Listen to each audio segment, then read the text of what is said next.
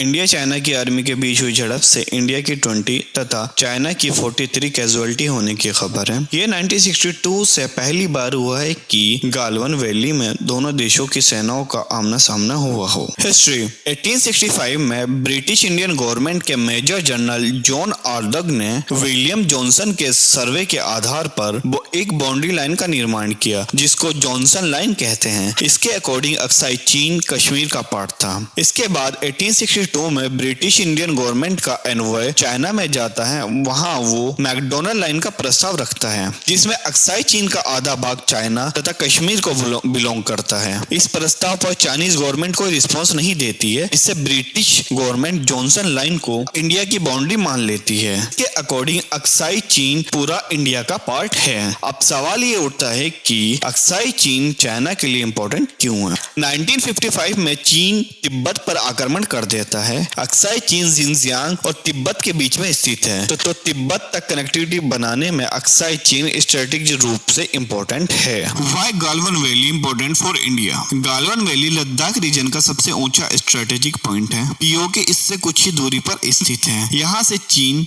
ने कुछ ही दूरी पर G219 हाईवे का निर्माण किया है, जिससे वो अपनी आर्मी के मूवमेंट को बढ़ा सकते हैं। गालवन वैली की ऊंचाई पर स्थित होने के कारण रोड से आती हुई दुश्मन सेना को निशाना बनाया जा सकता है। इंडिया ने स्ट्रेटेजिक पॉइंट दौलत बेग ओल्डी तक एक रोड का निर्माण किया है, जो गालवन वैली से होकर जाता है। ऐसे में गालवन घाटी की इंपॉर्टेंस और बढ़ जाती है। इसके अलावा पैंगोंग जो लेक भी इस क्षेत्र से कुछ ही दूरी पर स्थित है। हाल ही के घटनाक्रम को देखते हुए किसी पर्टिकुलर कंक्लूजन पर पहुंचना मुश्किल है। आने वाले समय में जो भी डेवलपमेंट होंगे उसको हम एक अलग वीडियो में डिस्कशन करेंगे। इसमें यही कहा जा सकता है कि दोनों देशों को एक दूसरे की सॉवरेनिटी का सम्मान करना चाहिए और इस बॉर्डर डिस्प्यूट को मिल बैठकर सुलझाना चाहिए, क्योंकि दोनों ही न्यूक्लियर पावर अगर एक दूसरे के बीच तनातनी बनाएंगी, इससे पूरे साउथ एशिया में इनसिक्योरिटी का मामला बन सकता। इंडिया और चाइना दोनों ही उभरती हुई सुपर पावर हैं, इसलिए दोनों को सोच समझकर कोई कदम उठाने चाहिए।